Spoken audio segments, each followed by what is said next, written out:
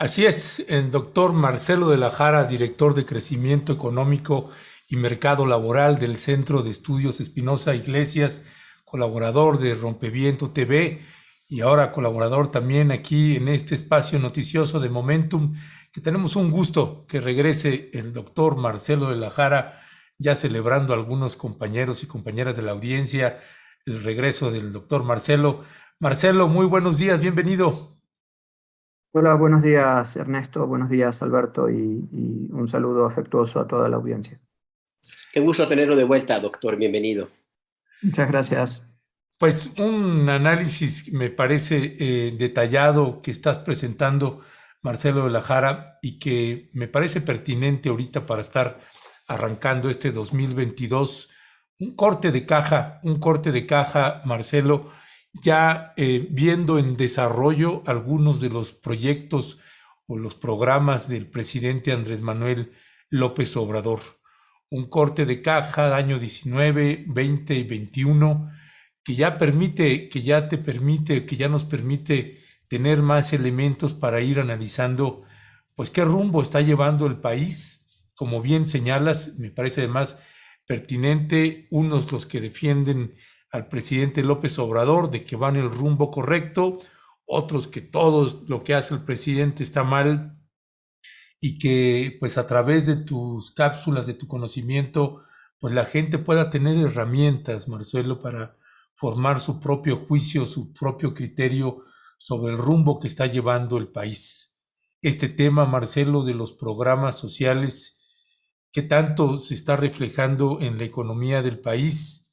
Es decir, pareciera que con los programas sociales se resolvía un problema y pareciera, pero también parece que se está acrecentando otro.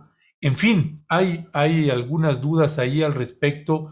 Yo me quiero detener, Marcelo, en este dato, ¿no?, que presentabas entre el 2018 y 2020, el porcentaje de la población mexicana en pobreza pasó del 41.9 al 43.9%, un aumento de 3.8 millones de personas mexicanas que en pobreza, y que no es un asunto menor. En el caso de pobreza extrema, el porcentaje pasó de 7 a 8.5%, un incremento de 2 millones de personas.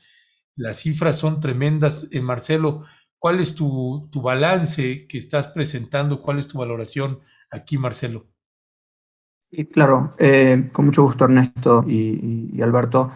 Sí, tenemos un problema, es decir, ya ha pasado 3 años de la primera etapa del gobierno del presidente López Obrador. Lo que estamos viendo, como digo, es que tenemos a nivel agregado una serie de fenómenos que se están reflejando precisamente en problemas para cierta parte de la población, ¿verdad? Eh, eh, Siempre en México ha sido así y en todos lados. Cuando el crecimiento de la economía se desacelera y el crecimiento de los precios se acelera, que es lo que hemos tenido, ¿verdad? Hemos tenido una combinación de una baja tasa de crecimiento o negativa en promedio debido a la pandemia y un incremento fuerte en los precios, en parte heredado de las circunstancias internacionales.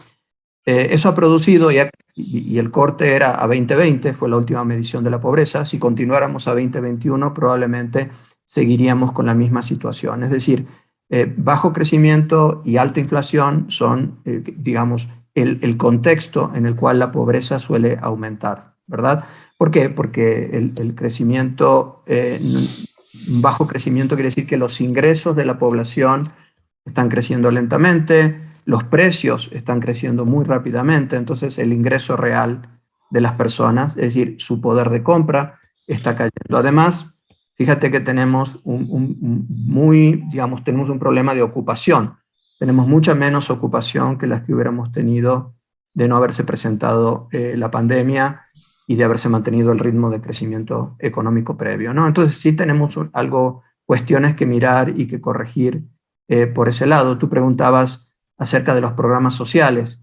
Hay mucho que decir de los programas sociales, pero básicamente los programas sociales, muchos de ellos son transferencias monetarias que, si bien está recibiendo una parte de la población, también el mismo análisis de Coneval, donde se revelaron los datos de pobreza, muestran que digamos, esa focalización de las transferencias no necesariamente está yendo hacia quienes deberían recibirlas, ¿verdad? Entonces sí hay cuestiones que corregir en términos de política monetaria. Hay que ver cuáles son esas correcciones. No estoy diciendo cuáles son, estoy diciendo, para empezar, estoy diciendo que tenemos un problema, que tenemos que aceptar que lo tenemos a nivel económico y que tenemos que empezar a indagar cuáles serían, digamos, las medidas que se podrían tomar para corregirlo. Perdón, Marcelo, siempre tengo el micrófono apagado. Me llama la atención estos datos que recuerdas en el análisis que corresponden a la información que dio a conocer Coneval el año pasado y que habla efectivamente de un incremento en los índices de pobreza en México. El presidente López Obrador dice que tiene otros datos, evidentemente, y que los programas sociales han aligerado la situación de millones de personas. Él se refiere a que tienen acceso a tener alimentos, a comprar.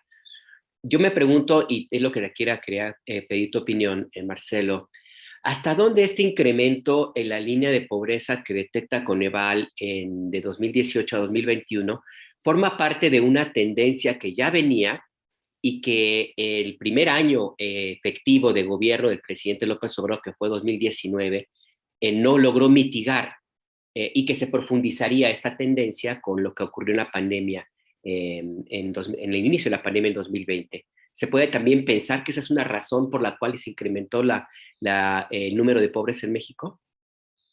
Mira, la pobreza, los ritmos de pobreza, el índice de pobreza en México ha sido muy estable a lo largo del tiempo.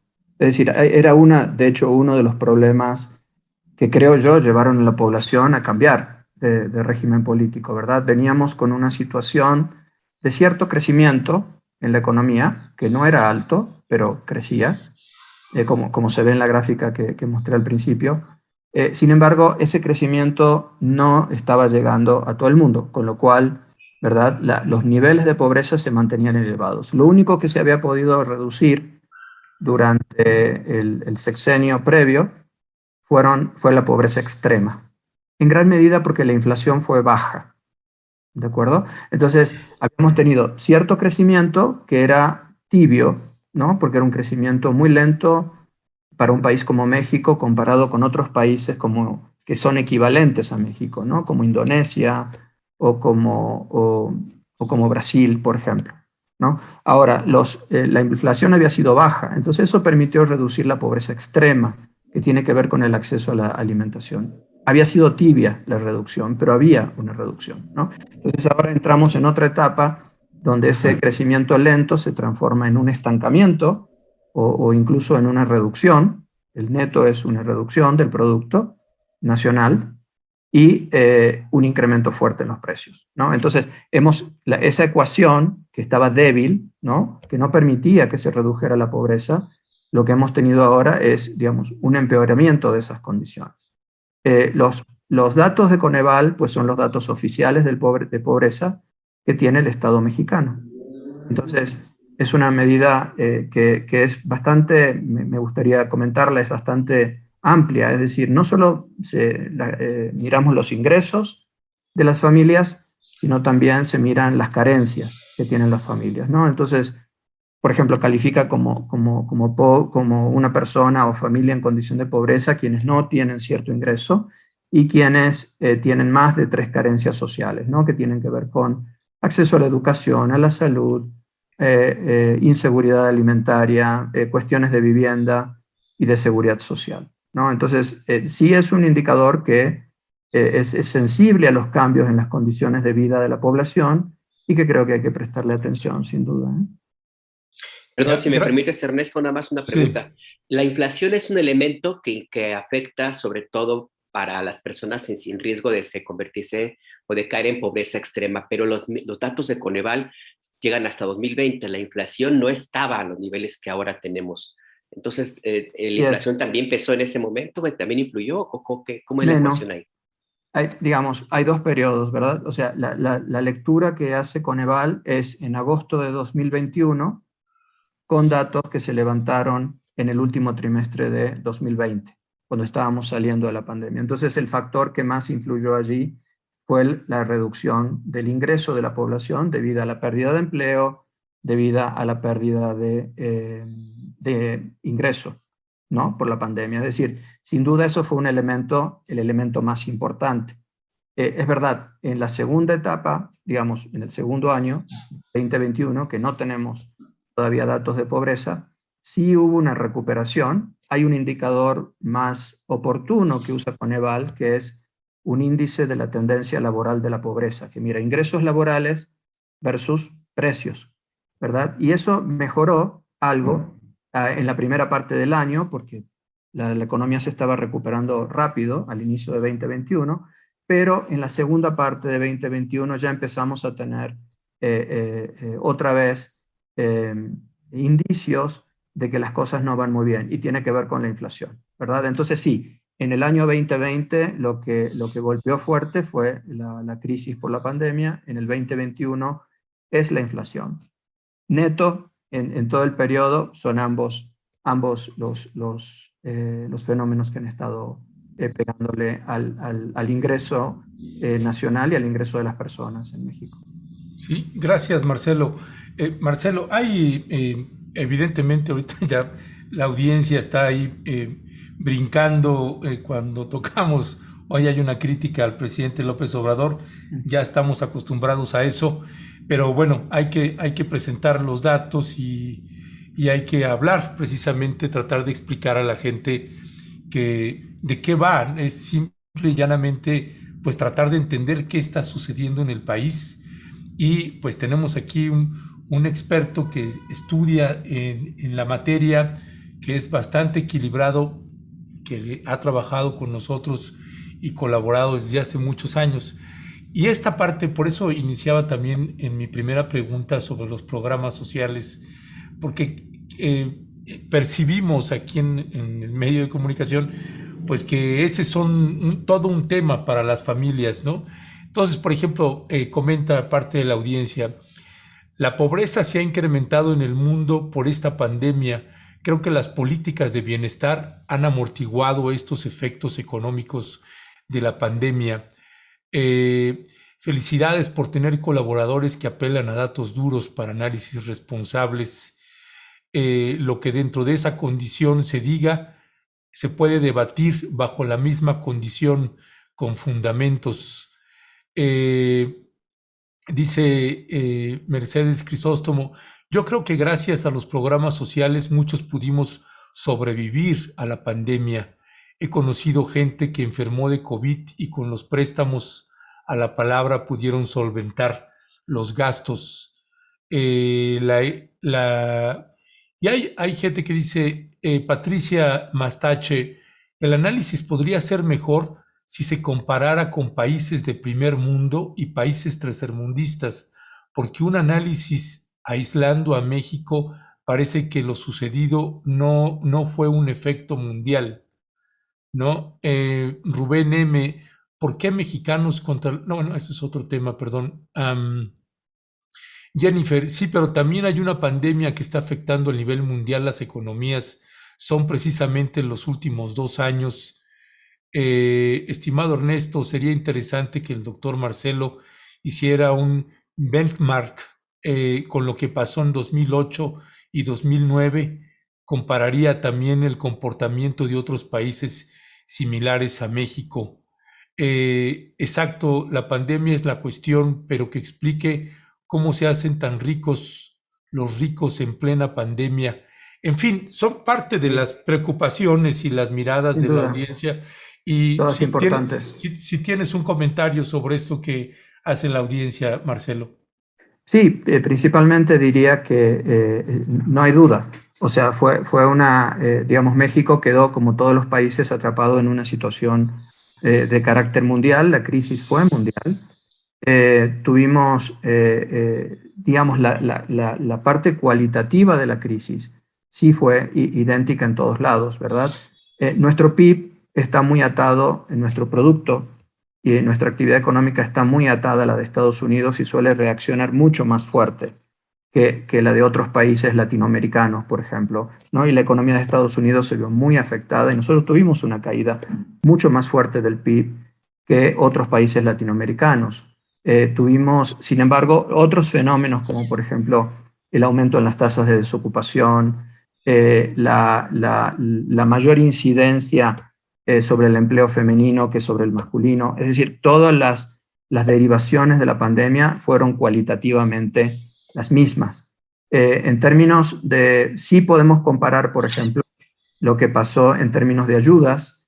En términos de ayudas, el gobierno del presidente López Obrador decidió mantener la misma línea de ayudas que venía teniendo, o los mismos programas sociales que venía teniendo desde el año 2019 durante la crisis. En otros países como Chile o Perú o Brasil hubo ayudas adicionales a la población, ¿no? Entonces, digo, eso no lo tuvimos aquí por la política de austeridad del gobierno de Andrés López Obrador. Entonces, digamos, hay efectos, hay cosas que se hicieron. Uno puede decir, qué bueno que los programas no se tocaron. Eso sí es una buena noticia, que a pesar de la enorme crisis, se hayan mantenido los programas sociales. Eso sin duda es un logro.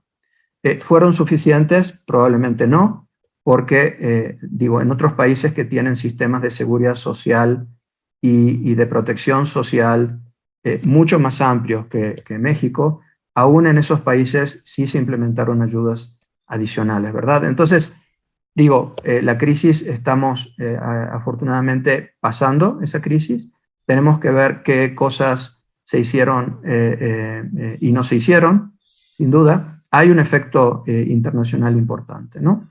Ahora, en términos de los programas sociales, hay mucho más que decir y creo que ameritaría otra reunión más adelante.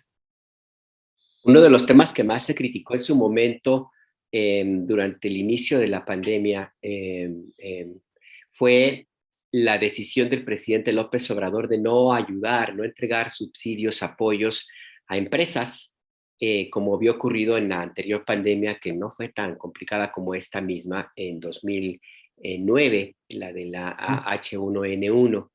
Y se mencionaba mucho y que era un error del presidente no apoyar a las empresas para que mantuvieran la planta laboral. En su momento, cuando los índices de desempleo empezaron a notarse, a caer el número de personas empleadas, se lo estuvo reclamando y reclamando y reclamando. Ahora mismo, con los resultados que tenemos en la evolución de la pobreza y todo lo que hemos platicado en estos minutos, Marcelo, ¿hasta dónde se puede considerar que fue una decisión correcta o no el destinar los recursos fiscales a el reparto directo en términos de pesos y centavos de las personas con escasos recursos y no dárselos a quienes finalmente pues, pueden mantener o no una planta laboral? Sin duda, ahí, digamos, la propuesta que hicimos desde el Centro de Estudios Espinosa Iglesia, yo aquí en este programa hablo por mí, pero soy parte de este centro, ¿no?, de pensamiento y centro de estudios. Entonces, en su momento hicimos un trabajo colectivo, todos los colegas del centro, con apoyos de otros investigadores de fuera, y lo presentamos aquí en Rompeviento TV, y nuestra propuesta no era tanto una ayuda a las empresas, sino era más bien fortalecer la ayuda directa a la población. ¿De acuerdo? Entonces, lo que nosotros pusimos en ese momento es, está bien que se mantengan los programas sociales, que bueno, eso va a ayudar a la gente que los recibe, y sí tenemos un problema de focalización de quién los recibe y quién no, según Coneval, pero bueno, ese es otro tema.